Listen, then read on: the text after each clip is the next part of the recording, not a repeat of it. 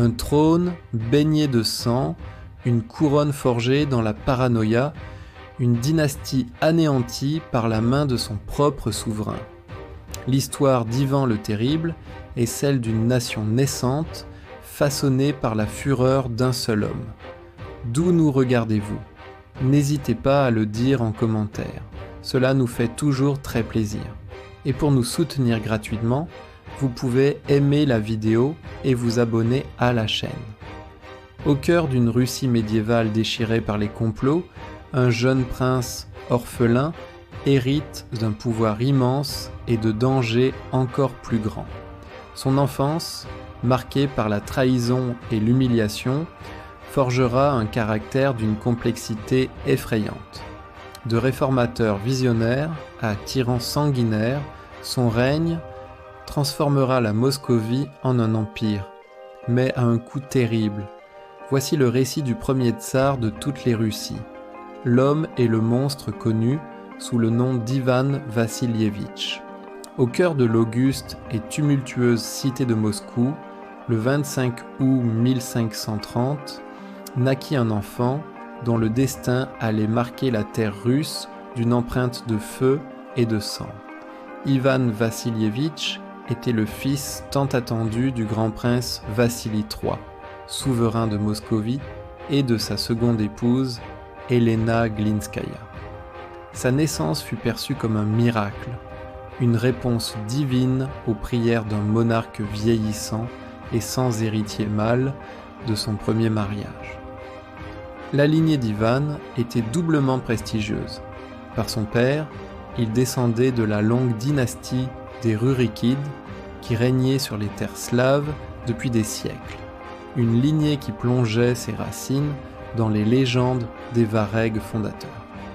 Par sa mère, le jeune Ivan pouvait revendiquer une ascendance encore plus illustre, celle des empereurs byzantins paléologues, conférant au trône de Moscou une légitimité spirituelle et politique nouvelle, celle de la Troisième Rome, héritière de l'Empire romain d'Orient après la chute de Constantinople.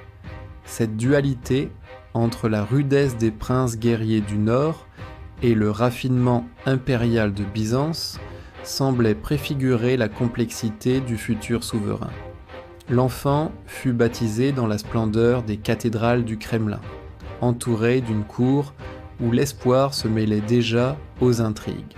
Cependant, le bonheur de la succession assurée fut de courte durée. Moins de 3 ans après la naissance de son fils, le grand prince Vassili III tomba gravement malade. Sentant sa fin approcher, il rassembla les boyards, la haute noblesse du royaume, et leur fit prêter un serment de fidélité à son jeune fils Ivan, désigné comme son unique successeur. Pour assurer la stabilité durant la minorité de l'enfant, Vassili institua un conseil de régence composé de 7 des plus puissants boyards. Mais sa dernière et plus importante décision fut de confier le pouvoir réel et la protection de son fils à sa femme, la grande princesse Helena. C'était un choix audacieux et périlleux dans une société profondément patriarcale où les femmes étaient généralement écartées des affaires de l'État. À la mort de Vassili, le 3 décembre 1533, le jeune Ivan, âgé de seulement 3 ans, devint le grand prince de Moscovie. Sa mère, Elena Glinskaya, assuma la régence avec une poigne de fer. Intelligente, ambitieuse et consciente des menaces qui pesaient sur son fils, elle s'efforça de consolider son autorité et de centraliser le pouvoir, se heurtant de front aux puissantes familles princières qui voyaient dans la minorité du souverain une occasion d'accroître leur propre influence. Helena n'hésita pas à agir avec une détermination implacable. Elle fit arrêter et emprisonner les frères de son défunt mari, Yuri de Dmitrov et Andreï de Staritsa, qui représentaient des menaces directes pour le trône de son fils. Le premier mourut de faim en prison, tandis que le second fut capturé et exécuté avec ses partisans.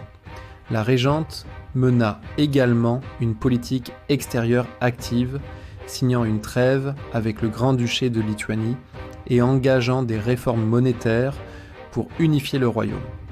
Cependant, son règne fut bref et semé d'embûches. Sa méfiance envers les boyards était réciproque. Il la méprisait pour ses origines lituaniennes et pour son favori, le prince Ivan Obolensky-Telepnev, alimentant des rumeurs sur la nature de leur relation. Au printemps de 1538, après 5 années d'une régence énergique, Elena Glinskaya tomba subitement malade et mourut en quelques jours. Le jeune Ivan, qui n'avait que 8 ans, se retrouva une nouvelle fois orphelin. La cause de la mort de sa mère fut immédiatement suspectée. Des rumeurs persistantes, qui prirent plus tard force de conviction dans l'esprit d'Ivan, parlaient d'un empoisonnement orchestré par les clans de boyards avides de reprendre le contrôle du Kremlin.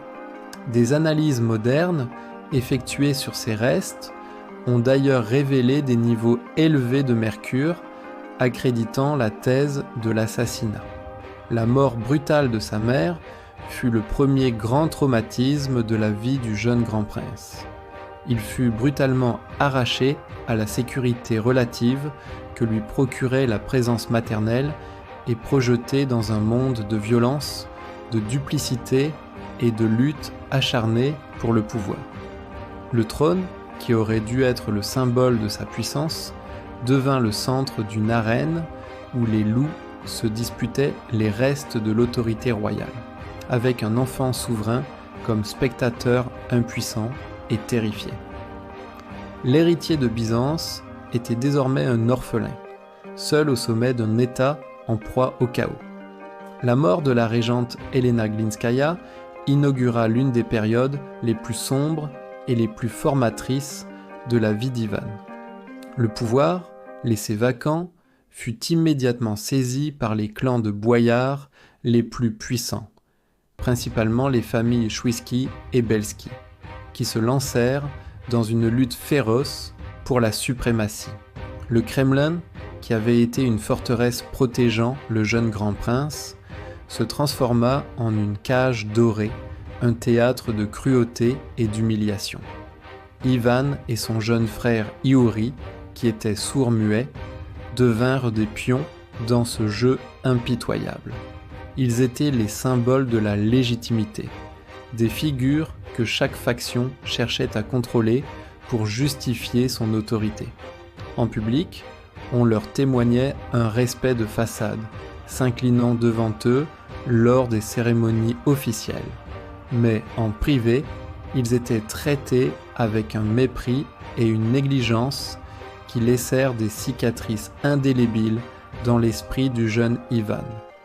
Il relatera plus tard dans ses écrits comment lui et son frère étaient souvent mal nourris, vêtus de haillons et laissés à eux-mêmes dans les vastes et froids appartements du palais. Il décrivit avec une amertume poignante comment le prince Ivan Chouïski, alors à la tête du gouvernement, avait osé s'asseoir sur le trône de son père, posant ses pieds sur le lit princier, sans montrer le moindre respect pour le jeune souverain. Ces affronts quotidiens, cette inversion des rôles où le maître était traité en serviteur, nourrirent en lui une haine profonde et inextinguible pour l'aristocratie boyarde. Il n'était pas seulement un observateur passif de cette décadence, il était témoin de la violence la plus crue. Les purges et les exécutions sommaires devinrent monnaie courante. Les factions rivales s'éliminaient mutuellement avec une brutalité sans nom. Un jour, les Belsky étaient au pouvoir.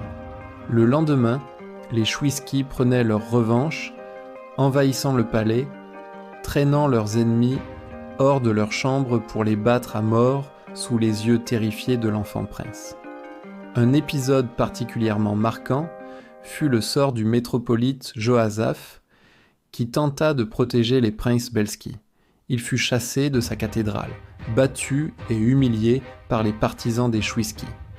Un autre, Fiodor Vorontsov, un boyard que le jeune Ivan appréciait, fut arrêté en plein conseil, roué de coups et emprisonné, pour être finalement exécuté. Ivan, alors âgé de 13 ans, protesta et pleura, mais ses supplications furent ignorées. Cette impuissance absolue face à l'injustice et à la violence le marqua à jamais. Il apprit très tôt que le pouvoir ne se donnait pas, mais se prenait, et que la pitié était une faiblesse que ses ennemis ne manqueraient jamais d'exploiter. Isolé et privé de figure parentale stable, le jeune grand prince trouva refuge dans la lecture.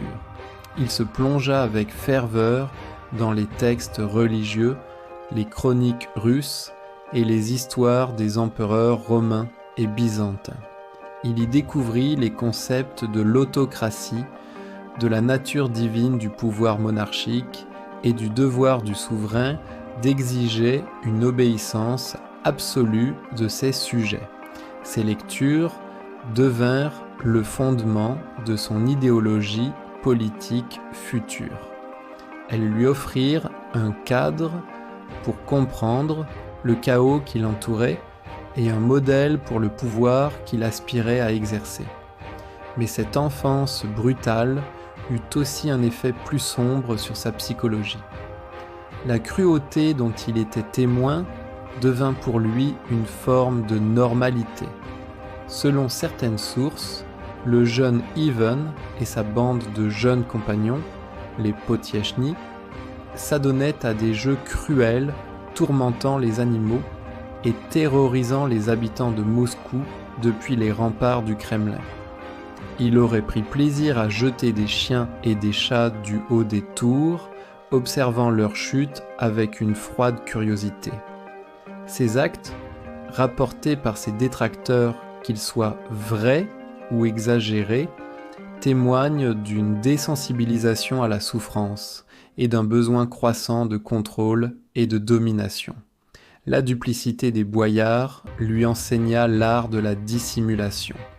Il apprit à masquer ses véritables sentiments, à observer en silence, à nourrir ses rancunes en attendant le jour de sa vengeance. Son intelligence vive et sa mémoire prodigieuse lui permirent d'enregistrer chaque insulte, chaque trahison, chaque acte de mépris. Il se forgea une carapace de méfiance, persuadé d'être entouré d'ennemis qui ne cherchaient qu'à l'utiliser ou à l'éliminer. À l'âge de 13 ans, un changement s'opéra. Ivan commença à affirmer son autorité naissante. Dans un acte d'une soudaineté et d'une violence qui stupéfièrent la cour, il ordonna l'arrestation d'Andreï Chouïski, le chef du clan dominant et l'un des hommes les plus puissants de Russie. Il l'accusa de trahison et, sans autre forme de procès, le livra à ses valets de chenil qui le dévorèrent vivant dans la cour du Kremlin. Cet acte barbare fut sa première déclaration d'indépendance. C'était un message clair adressé à la noblesse. L'enfant soumis et humilié était mort et un nouveau maître, impitoyable et imprévisible, était en train de naître. La fosse aux loups avait produit son propre prédateur, plus féroce encore que ceux qui l'avaient élevé. Les années qui suivirent furent une lente mais inexorable montée en puissance, alors qu'Ivan se débarrassait un à un des boyards qui l'avaient opprimé, consolidant son emprise sur le pouvoir en prévision du jour où il ne serait plus seulement grand prince, mais le maître absolu de toutes les Russies. L'aube de la maturité d'Ivan Vassilievitch marqua un tournant décisif, non seulement dans sa propre vie, mais aussi dans l'histoire de la nation russe. Ayant atteint sa 16e année, l'âge de la majorité pour un souverain, il était déterminé à mettre fin à la décennie de chaos et d'humiliation qu'il avait subie sous la régence des boyards. Il ne se contenta pas de prendre simplement les rênes du pouvoir, comme ses prédécesseurs l'avaient fait. Il orchestra un événement d'une portée politique et symbolique sans précédent, une cérémonie qui allait redéfinir la nature même de la monarchie moscovite. Le 13 décembre 1546, Ivan convoqua le métropolite Macaire, le chef de l'église orthodoxe russe et l'une des rares figures d'autorité qu'il respectait, pour lui annoncer son intention non seulement de se marier, mais aussi et surtout d'être couronné. Il ne voulait plus porter le titre de grand prince, qu'il partageait avec d'autres souverains de la région. Inspiré par ses lectures sur Rome et Byzance, et conseillé par le métropolite visionnaire, il choisit de revendiquer le titre impérial de tsar, la version slave du mot César. Ce titre n'était pas seulement une question de prestige, c'était une déclaration idéologique. En se proclamant tsar, Ivan s'élevait au-dessus de tous les autres princes russes, se plaçant sur un pied d'égalité avec les empereurs du Saint-Empire romain germanique et, plus important encore, avec les Khanes de la Horde d'Or, dont les successeurs régnaient encore sur les Khanates de Kazan et d'Astrakhan. Il se positionnait comme le successeur des empereurs byzantins, le souverain autocrate d'un empire orthodoxe, la Troisième Rome. La cérémonie du sacre eut lieu le 16 janvier 1547 dans la majestueuse cathédrale de la Dormition au Kremlin. L'événement fut orchestré avec une pompe et une solennité méticuleusement calculées pour impressionner les esprits et consacrer l'autorité divine du nouveau monarque. Vêtu de robes somptueuses, Ivan écouta les prières et les lectures avant de s'agenouiller devant le métropolite Macaire. Celui-ci posa sur sa tête la légendaire couronne de Monomaque, une coiffe en or ornée de pierres précieuses et bordée de zibelines, qui, selon la légende, avait été offerte par l'empereur byzantin Constantin Monomaque à un prince de Kiev, symbolisant ainsi la transmission du pouvoir impérial. Macaire lui remit également les autres regalia, le sceptre et l'orbe, symbole de son pouvoir temporel sur le royaume.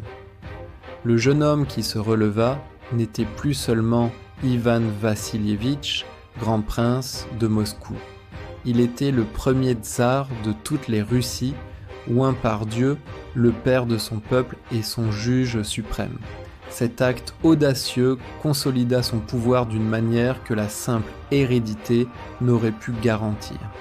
Il sacralisait sa personne et faisait de toute opposition à sa volonté non plus un simple acte de désobéissance politique, mais un sacrilège. Peu après son couronnement, Ivan se consacra à la deuxième partie de son annonce, son mariage.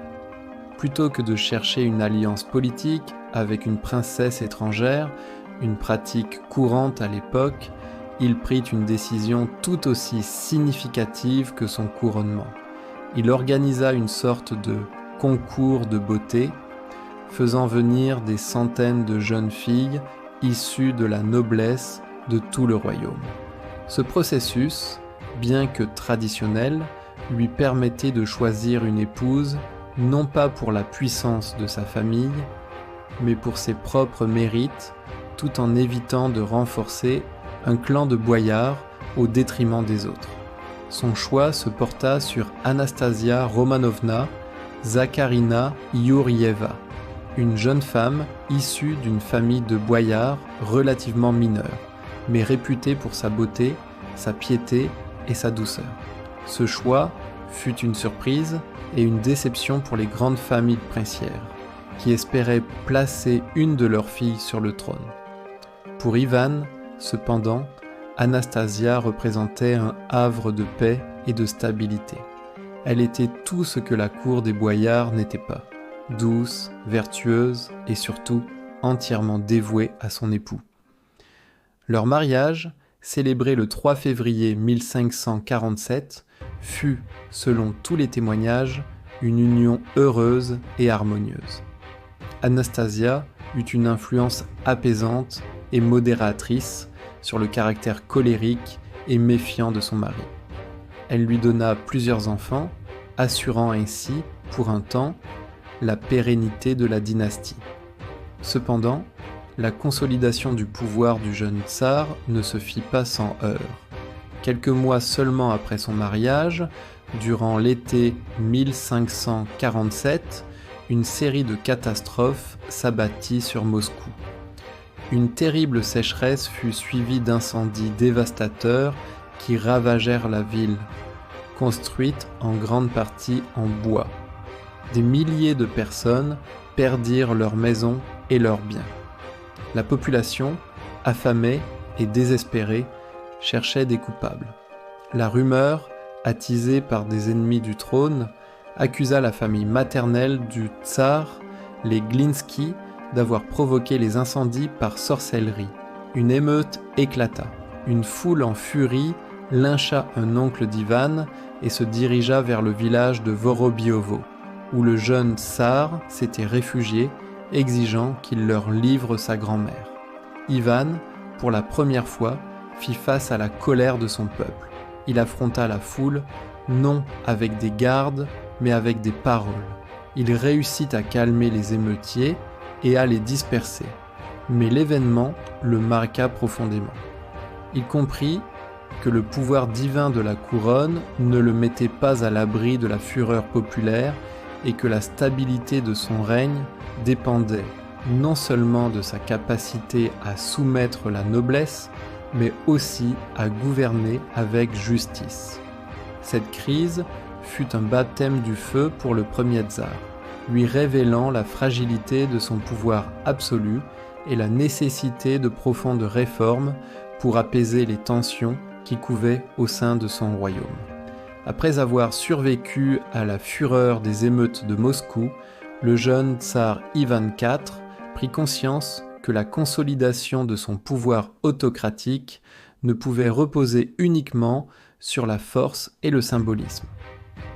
Le royaume qu'il avait hérité était archaïque, son administration inefficace et sa justice corrompue. Poussé par une réelle volonté de moderniser l'État, et probablement influencé par sa femme Anastasia et le métropolite Macaire, Ivan inaugura une période de réformes intenses, la phase la plus constructive et la plus éclairée de son long règne. Pour mener à bien ce projet ambitieux, il s'entoura d'un cercle de conseillers talentueux et dévoués, un groupe informel que l'histoire retiendra sous le nom de Conseil élu ou Rada choisi. Ce conseil n'était pas une institution officielle, mais plutôt un cabinet privé composé d'hommes de confiance aux origines diverses, choisis non pas pour leur rang, mais pour leurs compétences.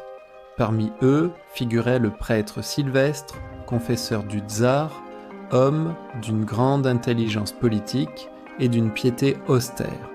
Alexeï Adachev, issu de la petite noblesse, administrateur hors pair et diplomate avisé. Le prince Andreï Kourbsky, brillant commandant militaire et ami d'enfance d'Ivan. Et le métropolite Macaire lui-même, qui fournissait la caution morale et intellectuelle à leurs entreprises. Pendant près d'une décennie, ce gouvernement informel travailla en étroite collaboration avec le tsar pour restructurer en profondeur l'État moscovite. L'une des premières et des plus importantes réformes fut la convocation en 1549 du tout premier Zemski Sobor ou Assemblée de la Terre. Cette assemblée réunissait des représentants du clergé, de la noblesse boyarde et de la noblesse de service. Bien qu'elle n'ait pas eu de pouvoir législatif au sens moderne du terme, elle servait de caisse de résonance pour les préoccupations des différentes classes de la société et donnait une apparence de consensus national aux décisions du tsar.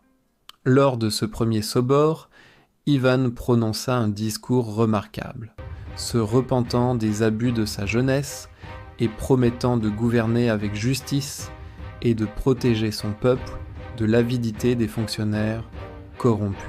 L'année suivante, en 1550, le conseil élu promulgua un nouveau code de loi, le Soudebnik. Ce document était une version révisée et considérablement élargie du code de son grand-père, Ivan III. Le Soudebnik de 1550 visait à centraliser le système judiciaire, à établir des normes juridiques uniformes pour tout le royaume et à limiter le pouvoir des gouverneurs provinciaux, les Kormlentchikie, qui traitaient leur juridiction comme des fiefs personnels, levant des impôts exorbitants et rendant une justice arbitraire. Le nouveau code de loi confirmait le droit des paysans de changer de maître une fois par an durant la semaine de la Saint-Georges, mais il augmentait également les frais associés à ce départ, renforçant ainsi subtilement les prémices du servage. Le Conseil s'attaqua également à la réforme de l'administration locale. Le système du kormleni, nourrissage, qui permettait aux fonctionnaires de se payer sur les populations qu'ils administraient, fut progressivement aboli et remplacé par une administration locale élue, responsable de la collecte des impôts et du maintien de l'ordre. Ces réformes visaient à créer une bureaucratie plus efficace et directement responsable devant le pouvoir central à Moscou. L'organisation militaire fut aussi profondément remaniée. Conscient de la nécessité d'une armée moderne et loyale pour soutenir ses ambitions expansionnistes, Ivan créa en 1550 le premier corps d'armée permanent de Russie, les Streltsi. Ces soldats, armés de mousquets et de haches de combat, constituaient une infanterie de professionnels payés par l'État et dotés d'un uniforme distinctif. Ils formèrent le noyau de l'armée russe pour les 2 siècles à venir. Parallèlement, le service militaire de la noblesse fut codifié. Un décret de 1556 obligeait chaque propriétaire terrien à fournir un soldat équipé et monté pour chaque parcelle de terre qu'il possédait, liant ainsi directement la possession de la terre au service de l'État. Ces réformes militaires furent cruciales pour les succès à venir sur les champs de bataille.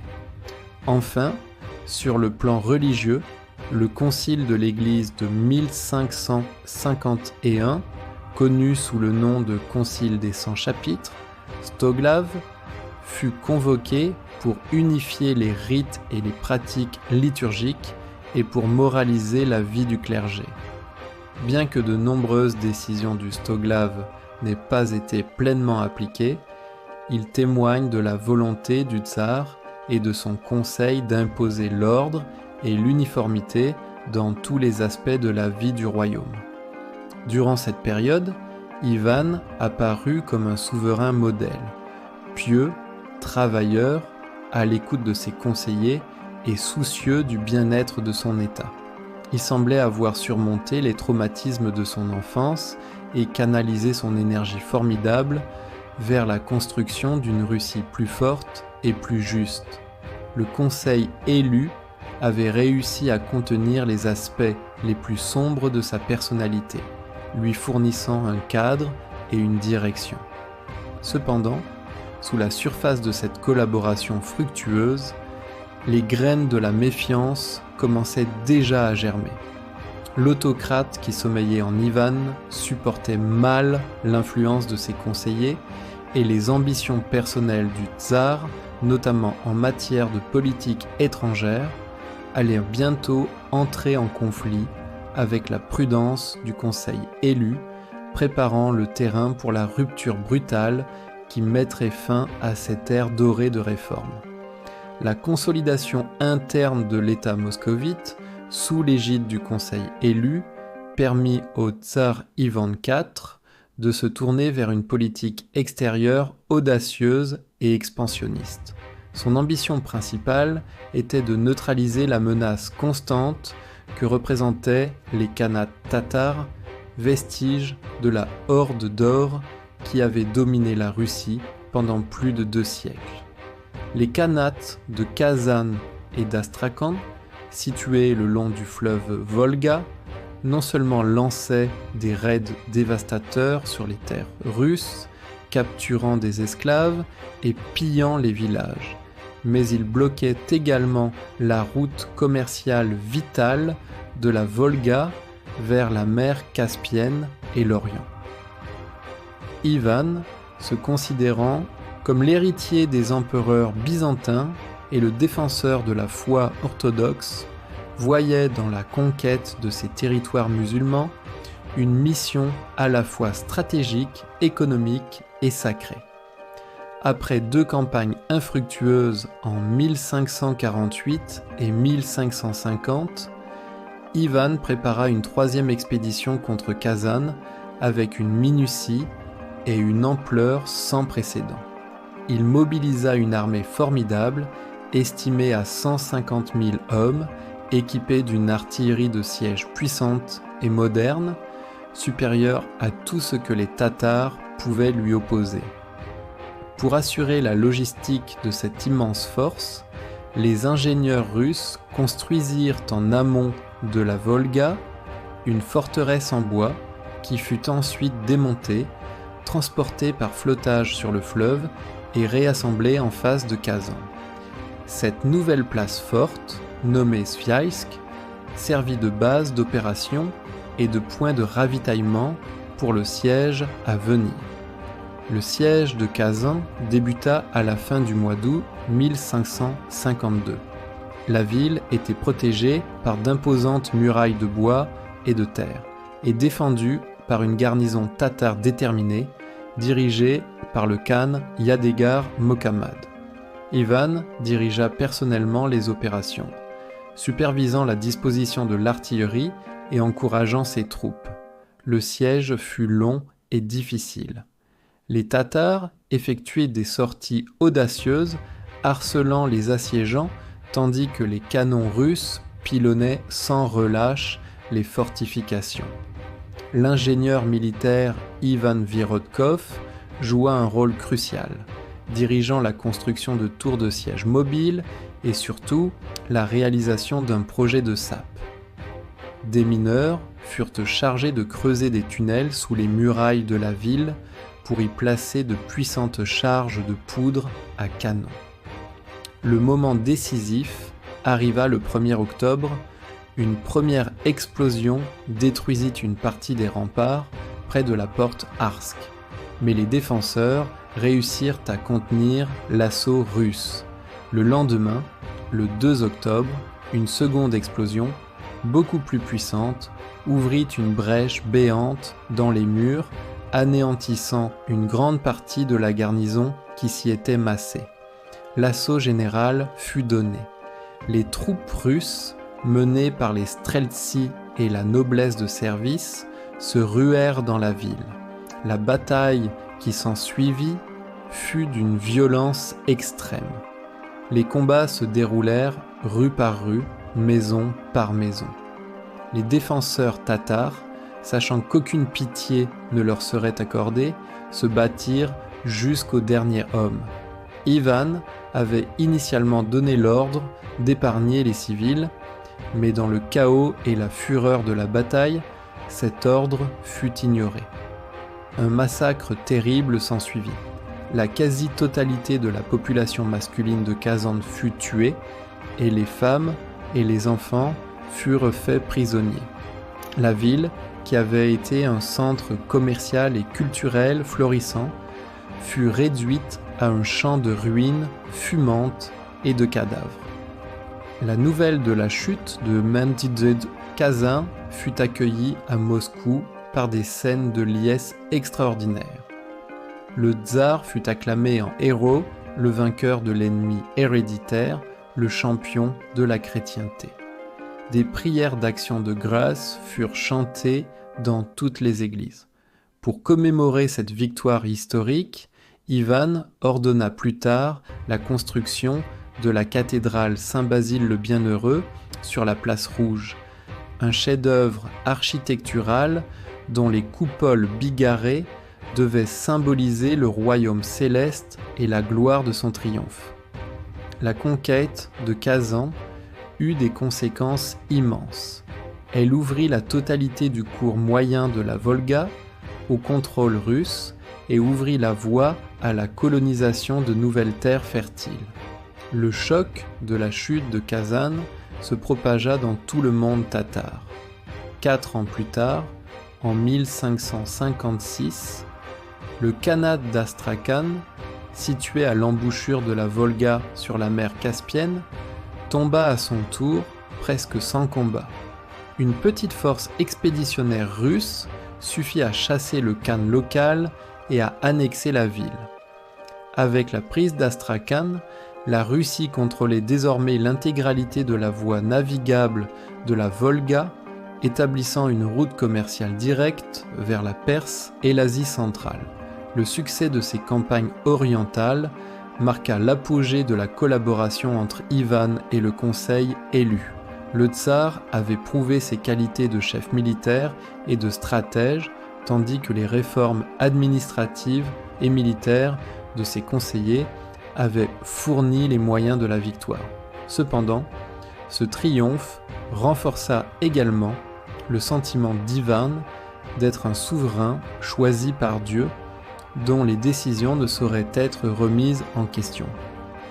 Son assurance grandissante et son ambition désormais tournée vers l'ouest, vers la mer Baltique, allaient bientôt le mettre en conflit direct avec les membres plus prudents de son gouvernement, qui voyaient dans une guerre en Europe un danger bien plus grand que les campagnes contre les khanates affaiblis de l'Est.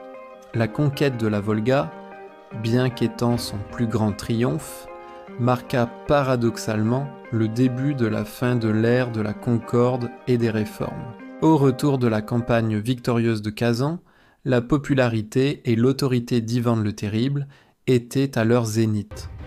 Il était le conquérant, le réformateur, le père d'un héritier né peu après son triomphe, le tsarévitch Dmitri. La stabilité du royaume et la pérennité de la dynastie semblaient assurées. Mais en mars 1553, quelques mois seulement après la naissance de son fils, le destin frappa brutalement. Le tsar, alors âgé de 23 ans, tomba gravement malade. Une fièvre violente le cloua au lit, et son état se détériora si rapidement que les médecins et la cour le crurent condamné. Face à ce qui semblait être sa mort imminente, la préoccupation principale d'Ivan fut d'assurer la succession de son fils, un nourrisson de quelques mois. Convoquant les membres du conseil élu et les plus hauts boyards à son chevet, il leur dicta ce qu'il pensait être ses dernières volontés.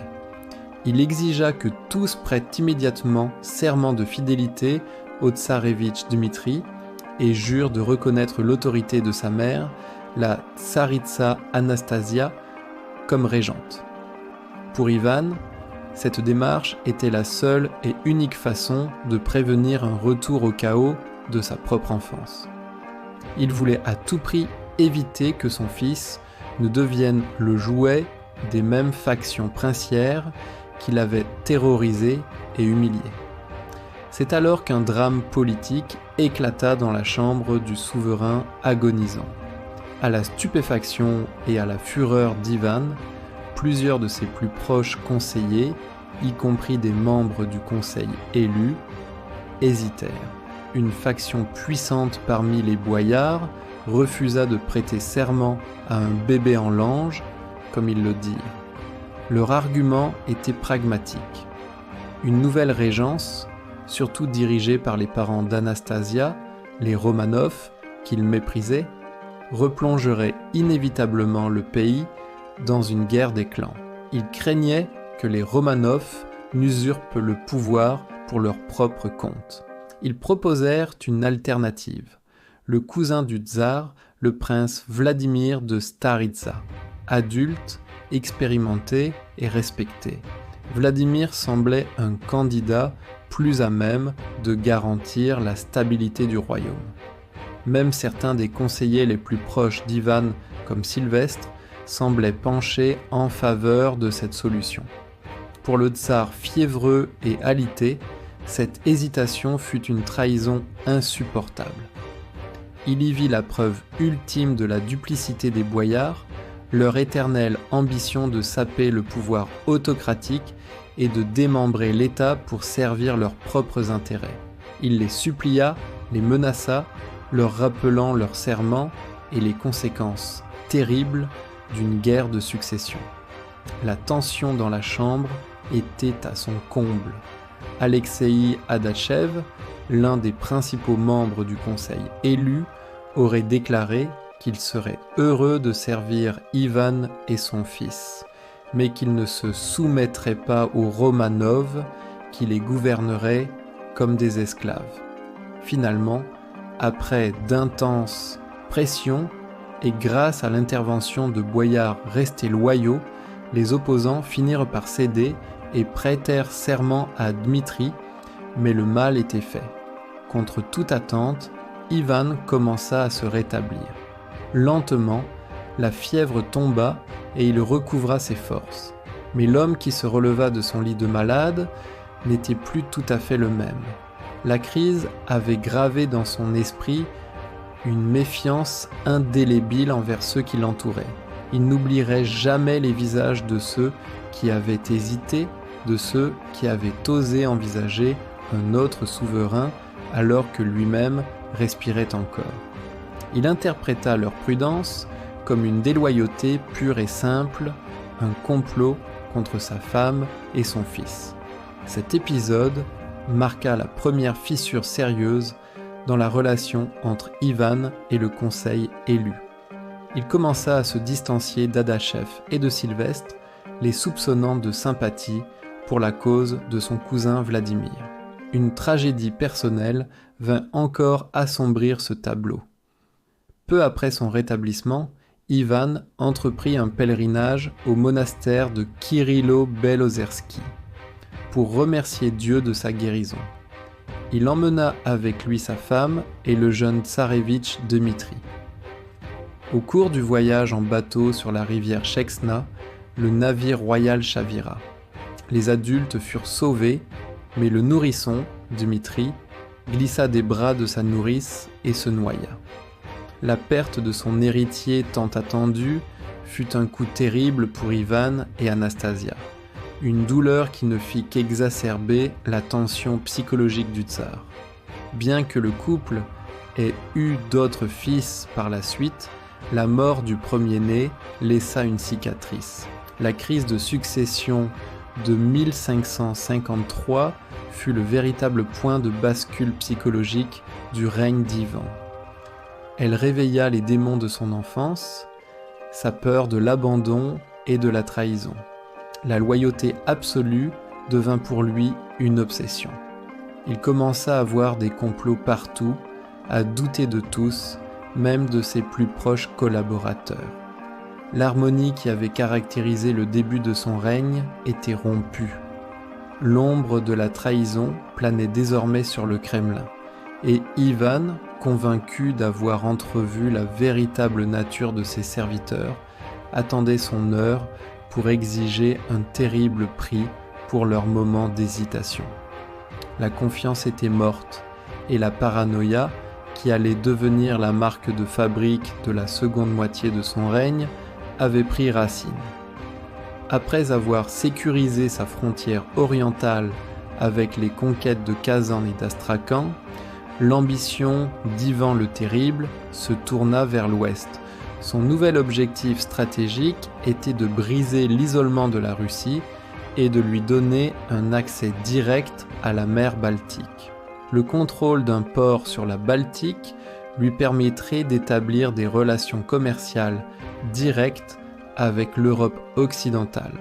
sans passer par les intermédiaires suédois, polonais et lituaniens qui contrôlaient le commerce et limitaient l'importation de technologies et de savoir-faire militaires en ancienne Moscovie.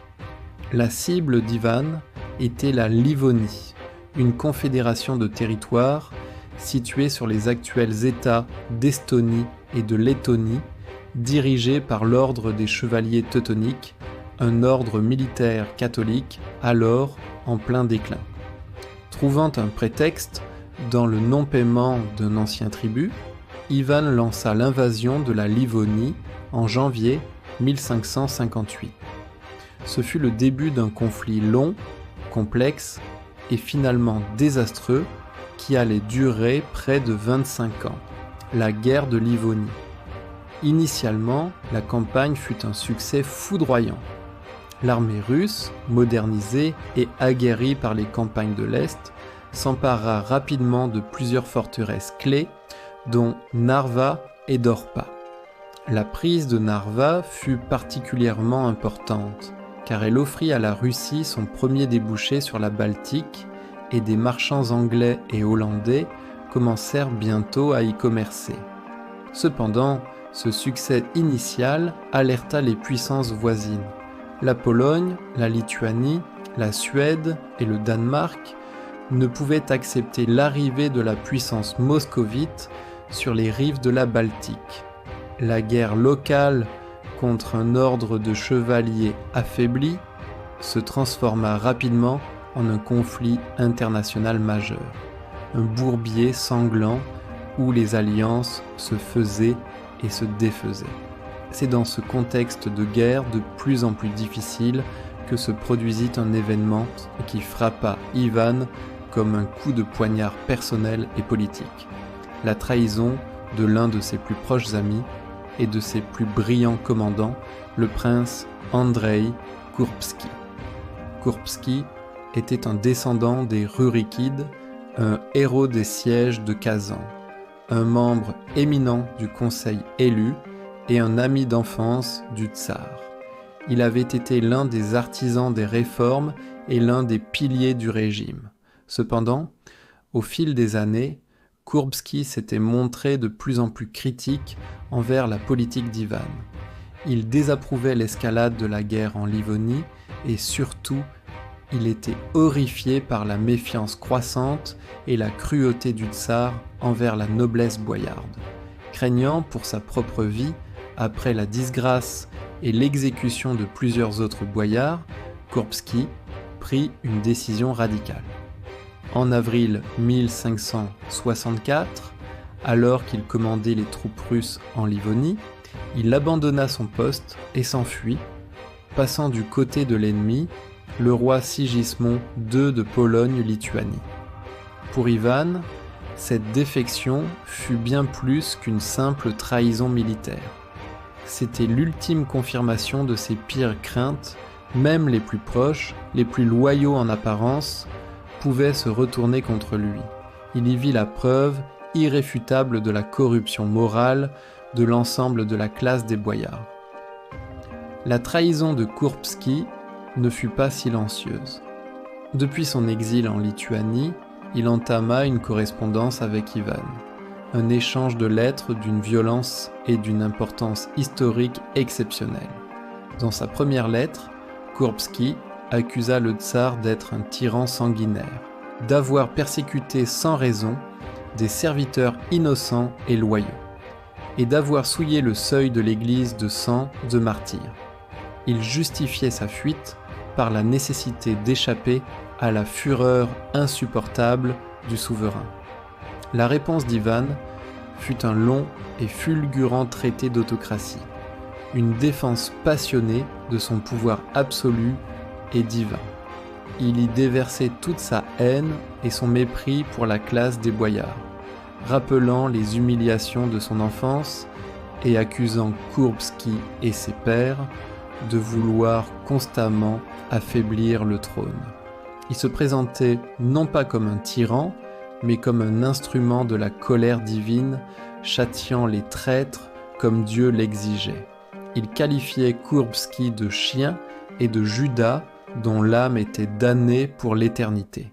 Cet échange épistolaire, qui se poursuivit pendant plusieurs années, est un document fascinant qui révèle les profondeurs de la psyché d'Ivan et l'affrontement de deux idéologies, celle de la monarchie autocratique revendiquée par Ivan et celle d'une monarchie plus limitée où le souverain gouverne en consultation avec sa noblesse défendue par Kourbsky.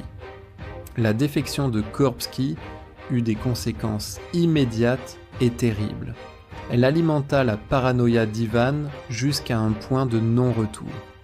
Si un homme comme Kourbsky pouvait le trahir, alors n'importe qui le pouvait.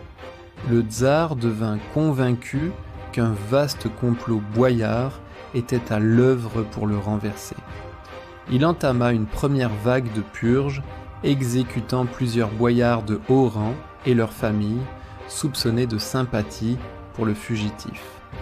La trahison de son ami d'enfance fut l'un des catalyseurs qui poussèrent Ivan à concevoir une solution radicale et terrifiante pour briser définitivement toute opposition et instaurer un régime de terreur personnelle, l'Oprichnina, la guerre en Livonie s'enlisait et la guerre intérieure du tsar contre sa propre noblesse ne faisait que commencer. Au milieu des tensions croissantes de la guerre de Livonie et de la paranoïa grandissante du tsar, un drame intime vint porter le coup de grâce à l'équilibre psychologique déjà précaire d'Ivan le Terrible. En août 1560, sa femme bien-aimée, la tsaritsa Anastasia Romanovna, tomba malade. Sa santé déclina rapidement et après plusieurs semaines de souffrance, elle s'éteignit. Elle n'avait qu'une trentaine d'années. Pour Ivan, ce ne fut pas une simple tragédie personnelle. Ce fut la perte du principal pilier de sa vie, de la seule personne en qui il avait une confiance absolue. Anastasia avait été son épouse pendant 13 ans, une période qui, malgré les crises, coïncidait avec la phase la plus stable et la plus constructive de son règne. Elle était réputée pour sa douceur, sa piété et son influence modératrice sur le caractère tempétueux de son mari. Elle était le symbole de la paix et de la normalité dans un monde de complots et de violence. Avec sa mort, le dernier rempart qui contenait la fureur et la méfiance du tsar s'effondra. Ivan fut anéanti par le chagrin. Son deuil fut profond et sincère, mais il se mua rapidement en une rage glaciale et une soif de vengeance. Il était absolument convaincu qu'Anastasia n'était pas morte de cause naturelle. Il la croyait victime d'un empoisonnement, un assassinat orchestré par ses ennemis, jurés, les boyards, qui, selon lui, n'avaient jamais accepté son mariage avec une femme issue d'une famille qu'il jugeait inférieure et qui haïssait son influence bénéfique sur lui. Il accusa publiquement ses anciens conseillers, Alexei Adachev et le prêtre Sylvestre, d'être les instigateurs de ce complot. Il affirmait qu'il l'avait éloigné de sa femme et qu'il l'aurait tué pour pouvoir manipuler un souverain affaibli par le chagrin. Bien qu'il n'existât aucune preuve tangible pour étayer ces accusations, la conviction d'Ivan était inébranlable. Des analyses chimiques effectuées au XXe siècle sur les restes d'Anastasia ont révélé des quantités anormalement élevées de mercure, un poison courant à l'époque. Ces découvertes, bien que non concluantes, le mercure étant aussi utilisé à des fins médicales, ont donné un certain crédit aux soupçons qui hantaient Ivan depuis des siècles. Qu'elle ait été empoisonnée ou non, dans l'esprit du tsar, il n'y avait aucun doute. Sa femme avait été assassinée. La mort d'Anastasia marqua la rupture définitive et violente avec les figures du conseil élu. Alexei Adachev, déjà en semi-disgrâce, fut arrêté et mourut en prison, officiellement de maladie, mais probablement assassiné. Le prêtre Sylvestre fut contraint de se retirer dans un monastère isolé du nord. D'autres boyards et leurs familles, soupçonnés d'être liés au prétendu complot, furent exécutés, torturés ou exilés. Une vague de terreur s'abattit sur la cour. La mort de sa première femme libéra les instincts les plus sombres d'Ivan.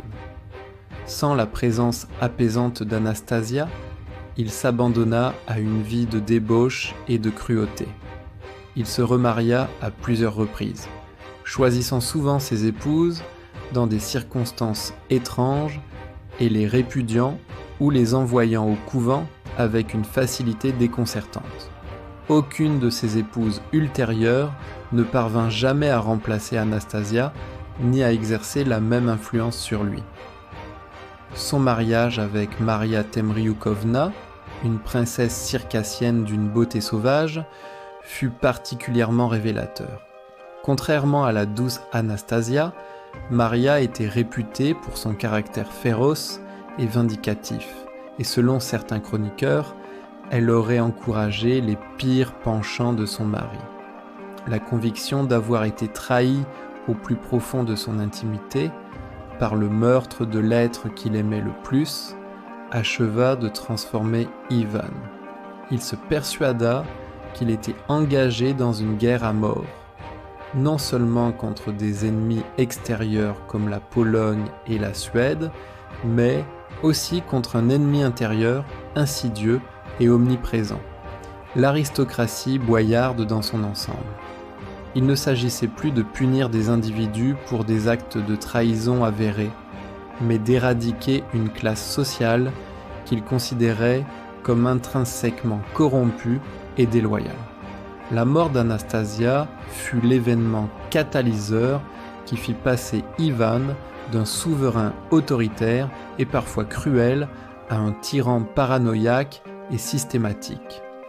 Il se sentait désormais totalement seul, investi d'une mission divine de purification de son royaume par le fer et le feu.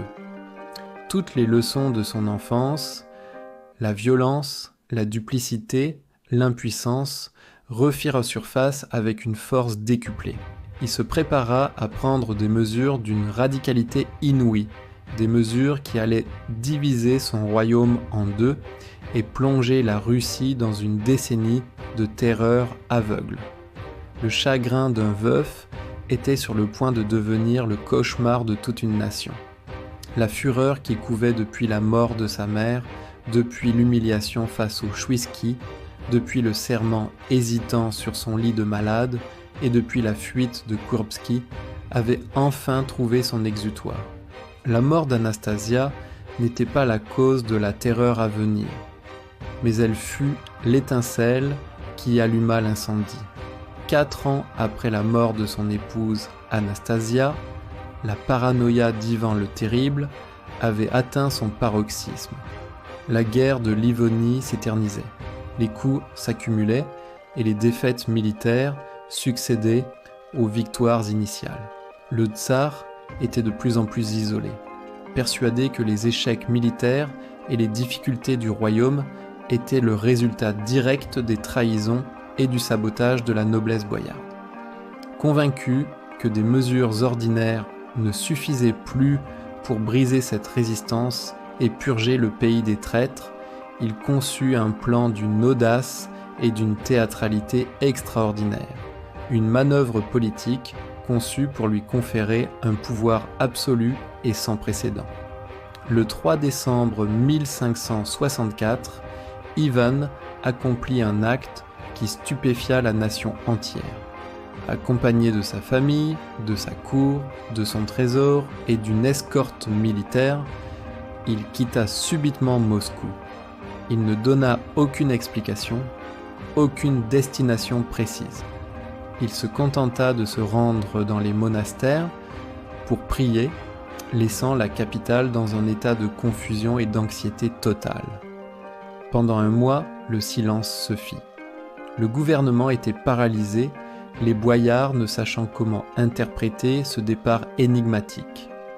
Enfin, le 3 janvier 1565, 2 lettres du tsar arrivèrent à Moscou depuis sa retraite d'Alexandrovskaya Sloboda, une localité fortifiée à une centaine de kilomètres de la capitale.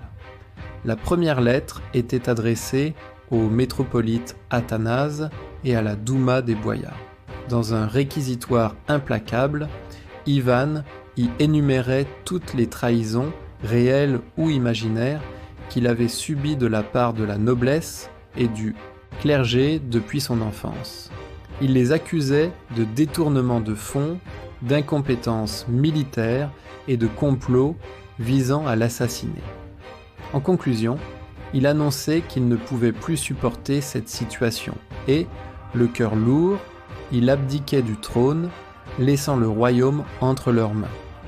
La seconde lettre, d'une habileté politique redoutable, était adressée aux marchands et à tout le peuple orthodoxe de Moscou.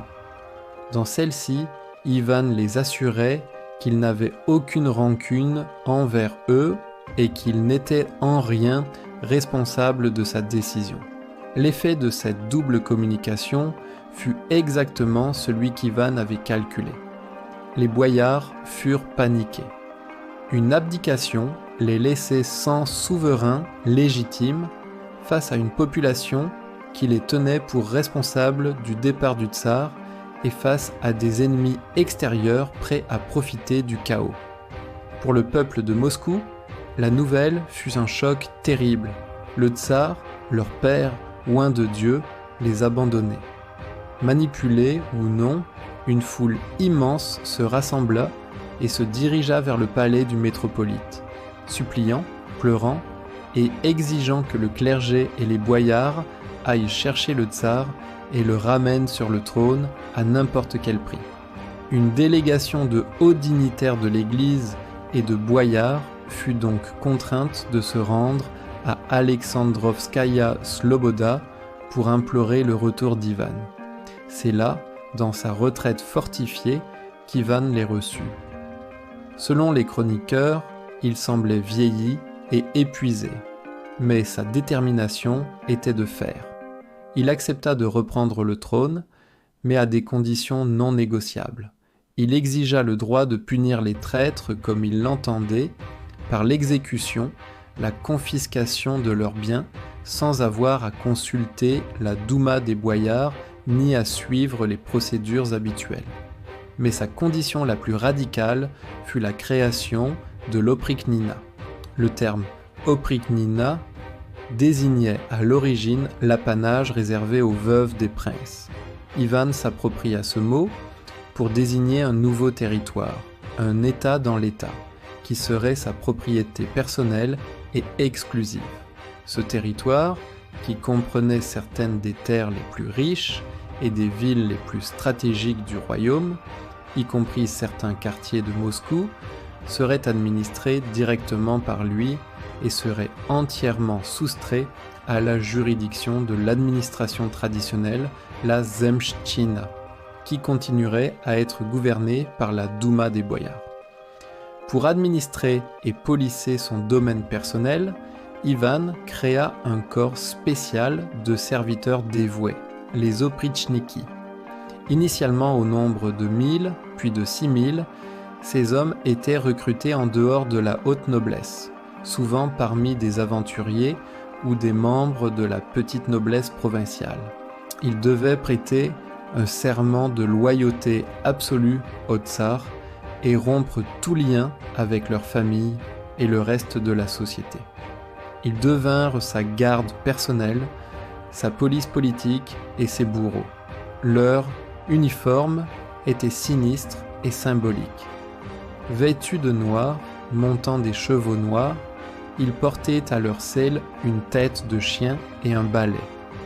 La tête de chien symbolisait leur mission de renifler la trahison et de dévorer les ennemis du tsar, tandis que le balai représentait leur devoir de balayer la trahison hors du royaume.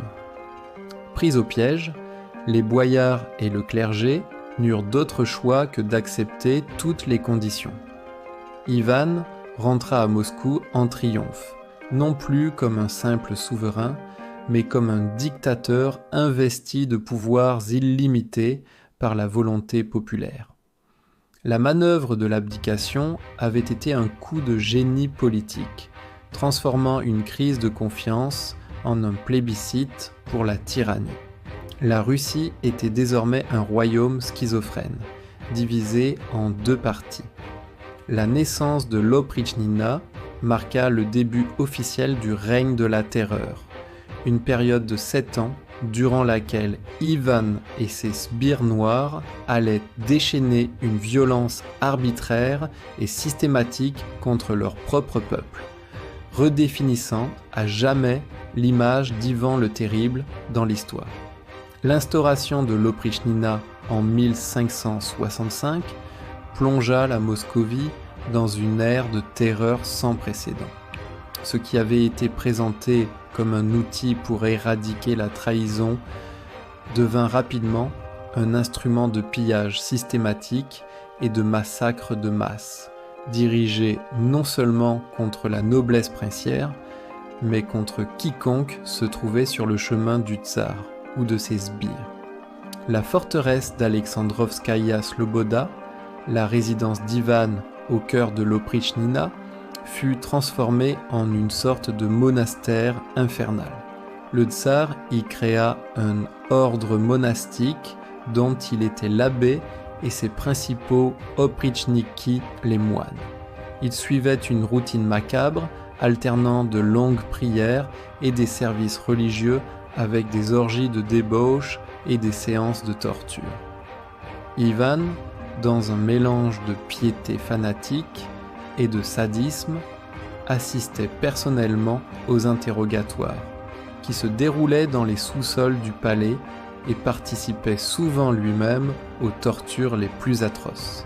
Les oprichniki, libérés de toute contrainte légale ou morale et assurés de l'impunité totale tant qu'ils servaient le tsar, devinrent le fléau du pays. Ils sillonnaient le territoire de la Zemchtchina, s'emparant des terres, des biens et des vies au gré de leurs envies ou sur ordre d'Ivan. Une simple dénonciation, souvent motivée par la jalousie ou l'appât du gain, suffisait à faire condamner une famille entière. Les méthodes d'exécution étaient d'une cruauté étudiée: empalement, écartèlement, ébouillantement ou congélation dans l'eau glacée des rivières. Des familles entières de boyards furent anéanties. Le prince Alexandre Gorbati-Chouïski, un héros de la prise de Kazan, fut exécuté avec son fils de 17 ans. Le métropolite Philippe, qui avait osé critiquer publiquement la terreur et refuser sa bénédiction au tsar, fut déposé, emprisonné et finalement étranglé dans sa cellule par Malyuta Skouratov, le chef redouté des oprichniki. La terreur ne se limitait pas à la haute noblesse.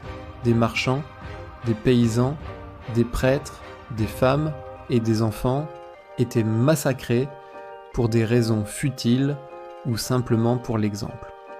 La loyauté elle-même n'offrait aucune protection, car la paranoïa d'Ivan le poussait à se retourner contre ses propres créatures.